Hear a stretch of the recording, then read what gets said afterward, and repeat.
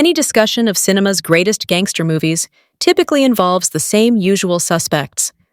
The Godfather often leads the charge, followed by the likes of Goodfellas, Once Upon a Time in America, The Departed, and Pulp Fiction. Another regular contender is Scarface, a story about a small-time criminal rising to the underworld's heady summit before experiencing a fall every bit as dramatic as his ascent.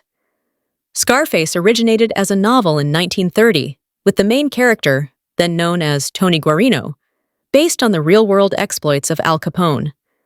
Howard Hawks adapted the book into 1932's Scarface movie, starring Paul Muni as Tony Camonte. Then Brian De Palma directed a 1980s remake with Al Pacino as the yet-again renamed Tony Montana. It is generally this 1983 version that appears on lists of cinema's best gangster movies.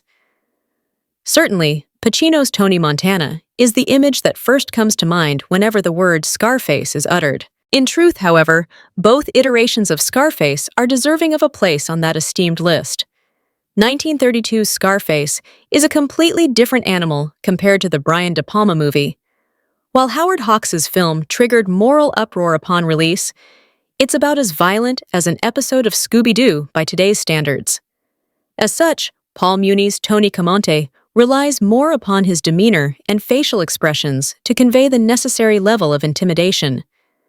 Confines of the era forced the 30s Scarface to be smarter, subtler, and more suspenseful than its successor. All of that translates into a fascinating study of a man obsessed by a need for wealth and power, but who is ultimately consumed by his own insecurity.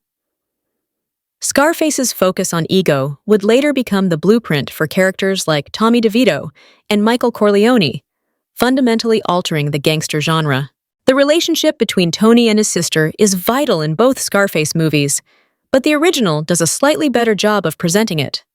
Anne Dvorak's performance sings, and against the backdrop of a more oppressive 1930s society, Francesca Camonte almost becomes a secondary protagonist, fighting her own battle parallel to Tony's. Her last-minute decision to stand with her brother, as two siblings against the world, highlights the heartbreaking but undying bond between them. Gina, the 80s counterpart to Francesca, doesn't get anywhere near the same development. If Brian De Palma's Scarface is loud, bombastic, and larger than life, the Howard Hawks version is shadowy, brooding, and menacing. Both are valid, but the moodier Scarface has a certain charm that suits the source material and its central themes perfectly. The greatness of 1932's Scarface doesn't detract from the virtues of the 80s remake. The neon visuals, sunny setting, and materialistic sensibilities amplify the theme of excess at the heart of the first movie, translating the story for a new era, but staying faithful to the original intention. Al Pacino may not give the nuance of Paul Muni, but the all-guns-blazing Tony Montana is a compelling cinematic creation regardless. The simmering intensity of 1932's Tony is replaced by an intensity that bubbles over with reckless abandon, burning everything in its path. Ultimately, it's the same story of self-destruction, but with emphasis firmly on the destruction.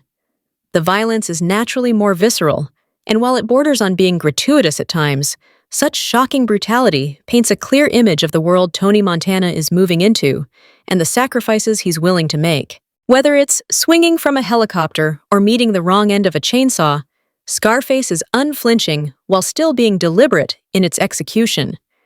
If 1932's Scarface had the better characterization of Tony's sister, the 80s remake has the superior love interest.